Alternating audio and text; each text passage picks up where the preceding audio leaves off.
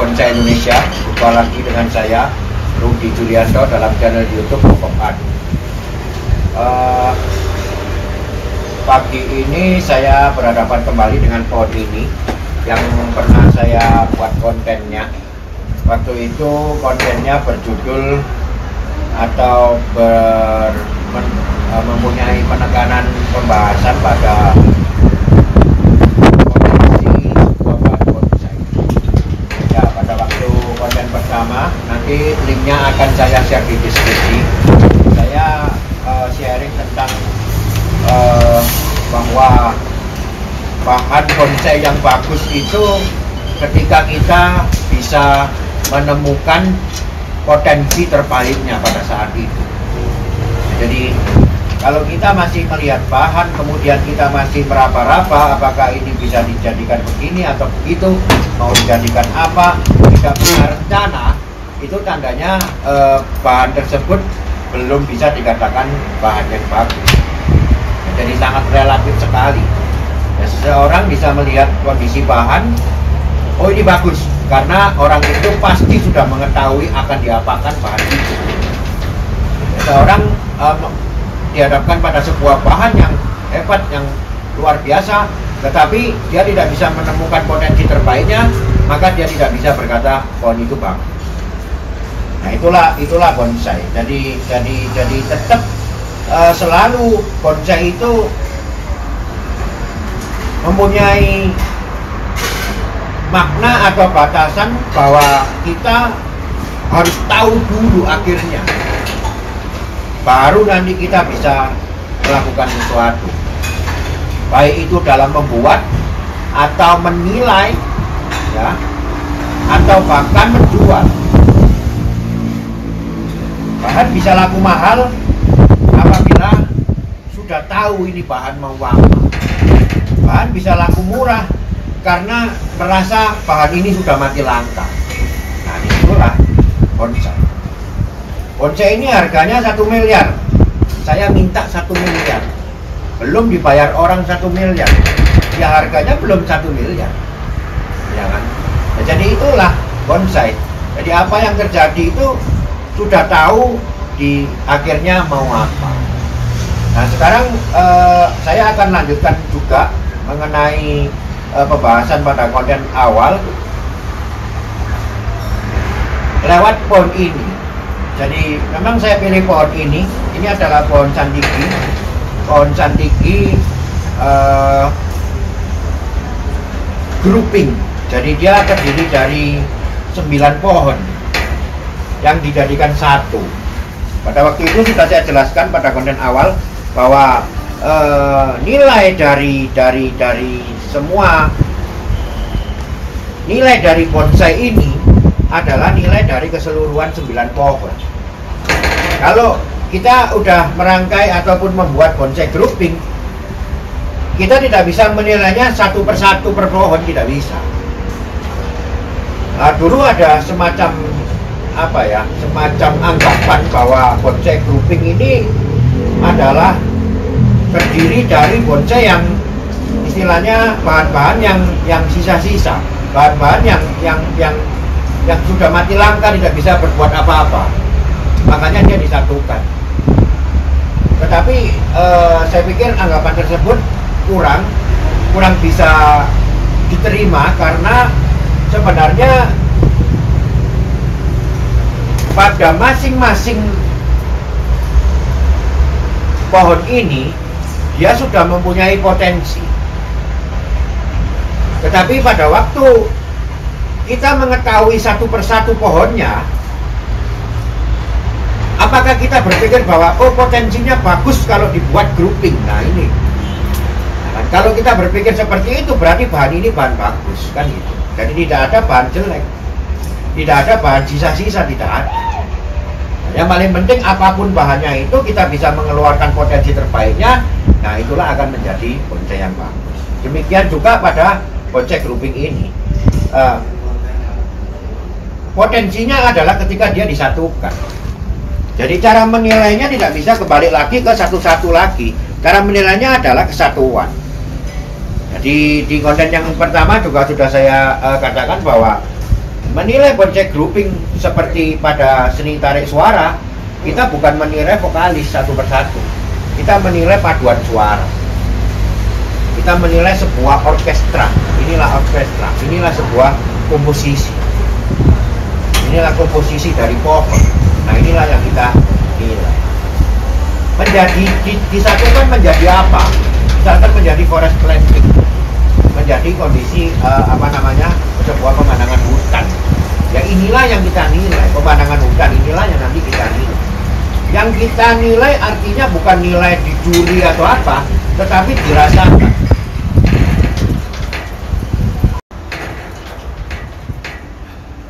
Maksudnya konsepnya yang dirasakan. Artinya ini adalah konsep membuat konsep grouping, forest planting. Jadi, apakah kesan hutannya bisa kita rasakan? Apakah pertumbuhan masing-masing pohon bisa menyatu sebagai layaknya pertumbuhan beberapa pohon dalam satu kelompok hutan? Nah, ini yang kita nilai. Bukan satu-satu bahannya lagi, bukan itu, tetapi keseluruhan. Oke, saya kembali ke pohon ini. Pohon ini sedang kita lakukan lepas kawat karena kawatnya memang sudah pada masuk. Pertumbuhannya sungguh luar biasa, bisa di-zoom mungkin. Nah, ini pertumbuhan sangat luar biasa dalam 3 bulan ini. Pengelosan bisa sampai seperti ini. Ya, ini diameter udah 45 mili. Sungguh luar biasa nih, lihat nih. Tuh. Nih. Pertumbuhannya sangat sehat dan sangat cepat. Ya, ini tidak lain tidak bukan kita menggunakan pupuk organik cair. Ini terbuat dari fermentasi buah-buahan. Teman-teman boleh coba. Ini informasinya ada.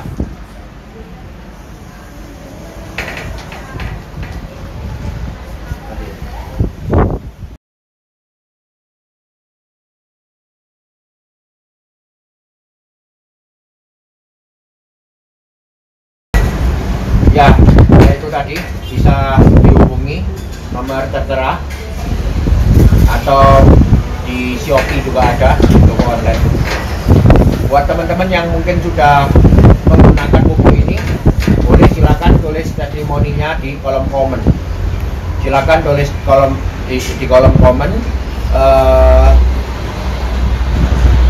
apa reaksi tanaman setelah diberikan pupuk organik cair ini. Oke, balik lagi ke pohon ini. Pertumbuhan sangat subur, sungguh luar biasa. Oleh karena itu kawatnya udah pada masuk. Ini sekarang saya sedang melepas kawat. Nanti setelah saya melepas kawat, saya akan melakukan pemilihan lagi tentang lanjutan dari proses hidup pohon ini. Ya.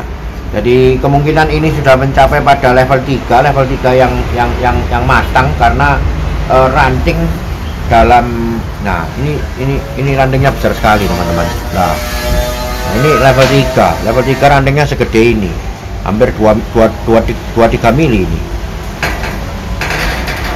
Nah, ini nanti akan kita pilih lagi, kemudian kita ranting lagi, kita ranting ulang.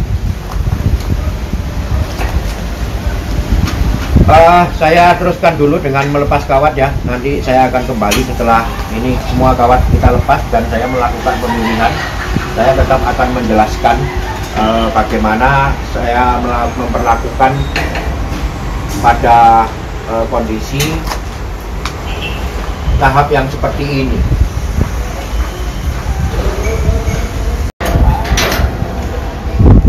Sudah selesai, teman-teman. Saya melakukan pemilihan ataupun mengurangi panjang pertumbuhan dari pohon ini. Istilahnya ini saya press untuk sampai anak ranting bulu. Nah, sampai di sini saya tetap harus melakukan koreksi kalau cabang ranting ini sudah saya koreksi semua, tetapi koreksi dalam hal masing-masing pertumbuhan. Artinya agar saya dalam satu kelompok ini tetap bisa menampakkan masing-masing dari pertumbuhan pohonnya. Jadi ada beberapa cabang ataupun ranting yang dirasa agak kurang enak. Misalkan ini. Jadi ini adalah pertumbuhan yang terlalu padat di sini. Saya akan mengurangi di antara 3 pertumbuhan ranting ini. Saya akan kurangi ranting yang di tengah ini.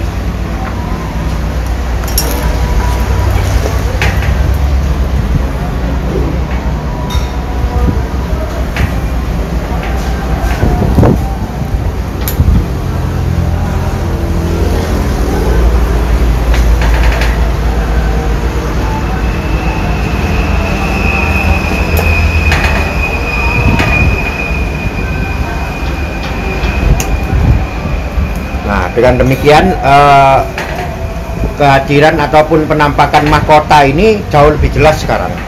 Kalau tadi kemungkinan terkesannya tumpang tindih ya. Sekarang lebih jelas karena di sini ada perbedaan. Jadi perbedaan ini adalah mahkota, yang lain adalah pengikutnya.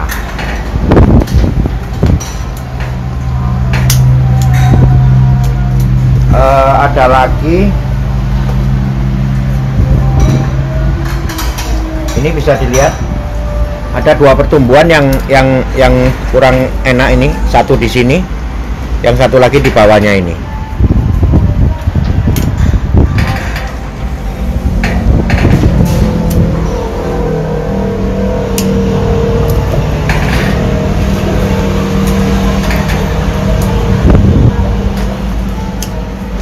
Nah, dengan mengurangi 2 ranting tadi, kerapatan jadi lebih jelas menuju ke arah kemari dan menuju ke mahkota pada pohon yang ini.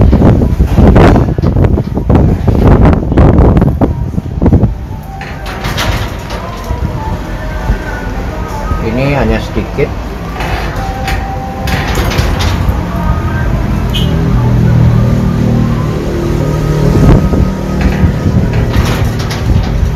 Kemudian ini menutup pohon yang di belakang.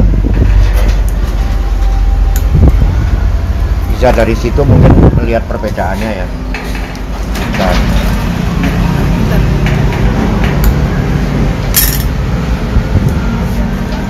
Nah ini ranting ini.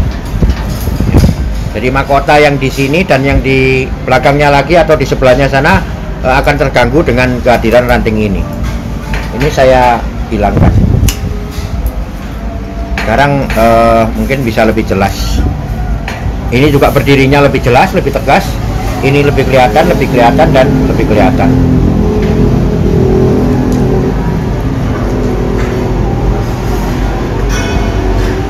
Pengurangan ini juga dilakukan agar apa namanya, pertimbangannya sinar matahari juga terlalu gede. Saya kecilkan dengan terusan pertumbuhan ini. Jadi apa namanya ini, sinar matahari yang jadi acuan. Artinya biar bagaimana penataan saya akan berusaha untuk masing-masing kelompok daun nantinya mendapatkan sinar matahari yang baik.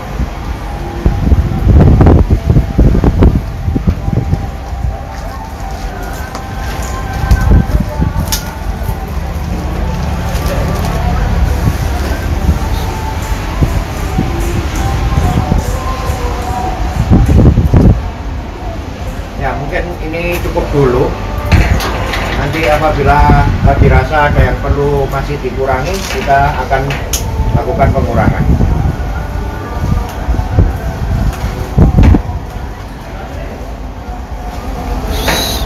Oke, proses selanjutnya adalah saya akan melakukan pengawatan ulang lagi. Ini untuk yang kedua kalinya saya melakukan total pergantian kawan. Hampir total pergantian kawan. Kita ikuti prosesnya bersama.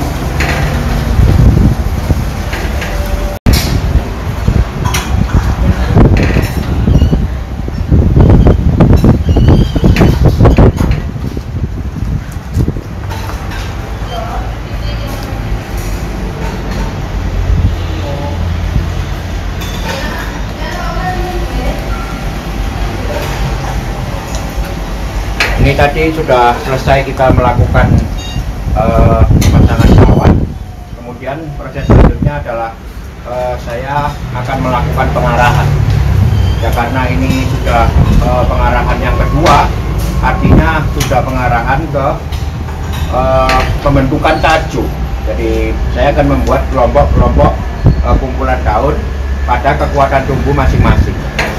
Pohon ini terdiri dari 9 pohon. 1, 2, 3, 4, 5, 6, 7, 8, 9 pohon. Tetapi ada cabang-cabang besar tertentu yang bisa saya munculkan menjadi semi mahkota. Ya, seperti bisa dilihat mungkin yang ini ya. Jadi ini satu pohon, kemudian cabangnya besar ya. Cabangnya besar. Nah, di sini saya munculkan mahkota lagi di sini, atau semi mahkota. Tidak masalah, karena minimal apa yang akan saya kerjakan ataupun akan saya terapkan pada desain pohon ini adalah pohon ini terdiri dari 9 pohon dan akan mempunyai minimal 9 mahkota. Pada masing-masing pohonnya akan saya bangun satu mahkota atau lebih, tergantung kondisinya. Oke, ini coba saya teruskan dulu dengan proses penataan atau pengarahan atau proses pembentukan tajuknya.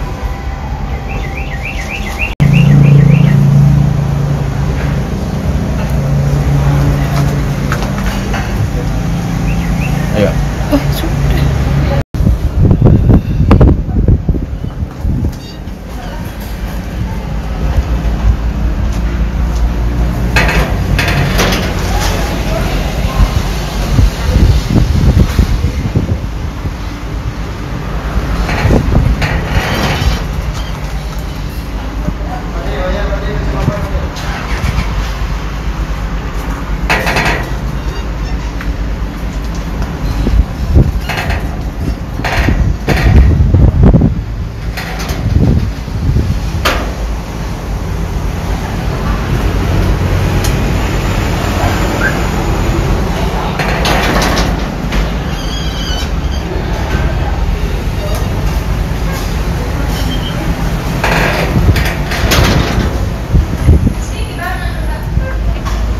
Ya, bentuk mahkota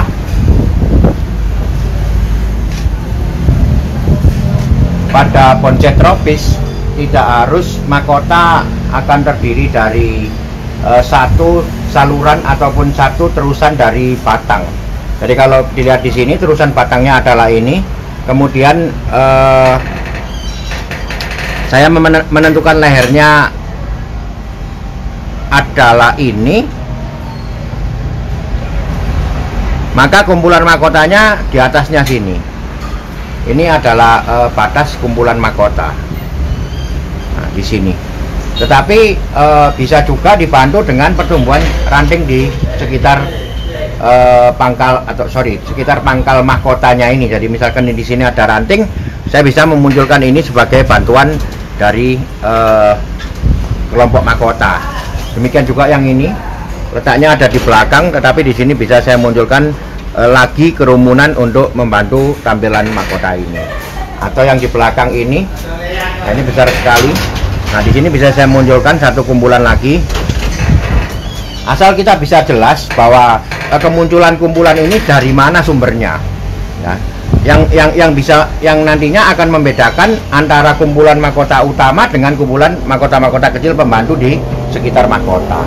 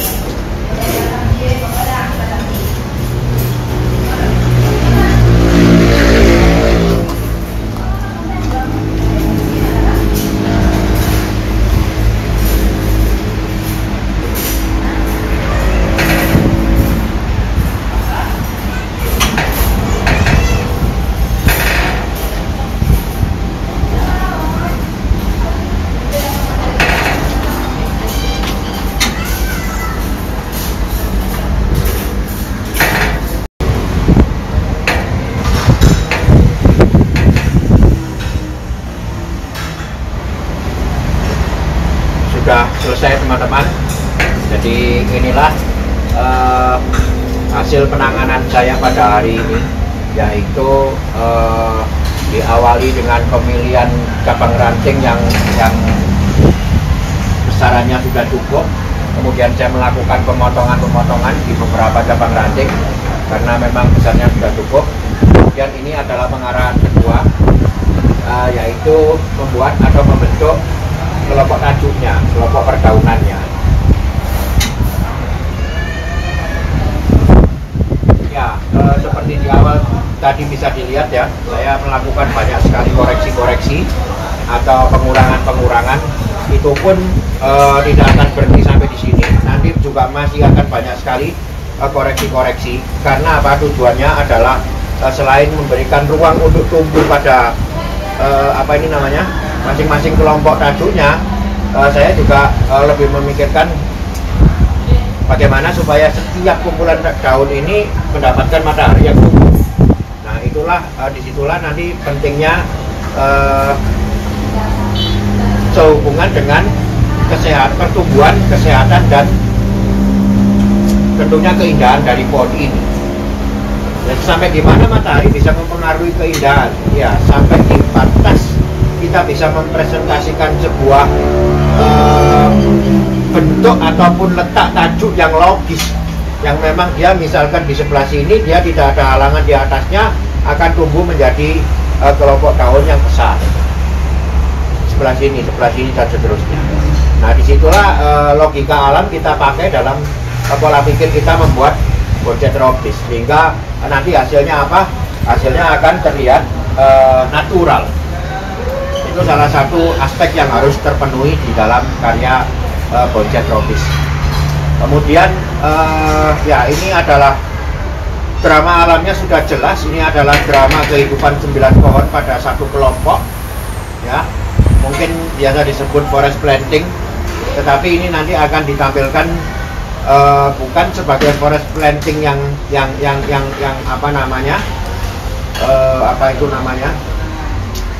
pada umumnya, tetapi ini adalah karya boncet tropis, sehingga nanti akan saya tampilkan sebuah kelompok, sebuah drama kehidupan kelompok 9 pohon ini. Ya, sekarang masih mungkin belum bisa terasa. Nanti kalau sudah tajuknya ini sudah padat, rapat, nanti akan lebih jelas. Ya, nanti akan kita bisa melihat bagaimana pemimpin dari pohon ini menjadi acuan pola tumbuh dari pohon-pohon yang lain. Bagaimana pohon kecil ini bisa berfungsi ataupun bisa tampak penempatannya di tempat yang tepat. Bagaimana pohon yang di belakang ini bisa membentuk sebuah dimensi kedalaman yang bagus. Nah, itulah peran masing-masing pohon akan saya tampilkan sebagai sebuah kehidupan yang saya sebut biasanya drama alam. Oke, ini saya pikir cukup ya. Intinya adalah melanjutkan topik yang pertama, yaitu memanfaatkan bahan-bahan yang mungkin dirasa potensinya kurang. Seperti bahan-bahan seperti ini, memang kalau ditampilkan satu persatu tidak mempunyai potensi yang akan sehebat apabila dia dikumpulkan seperti ini.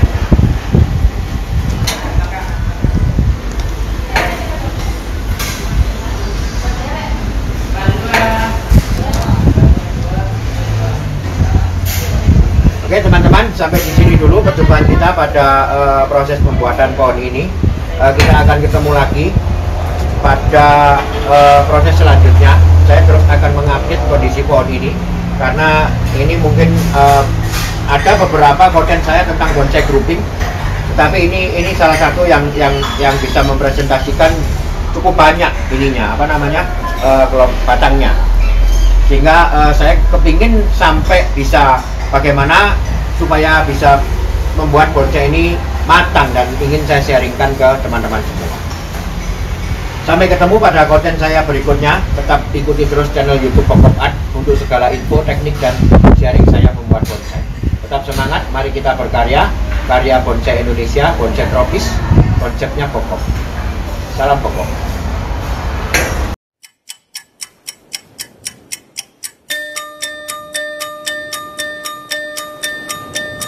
Over the horizon.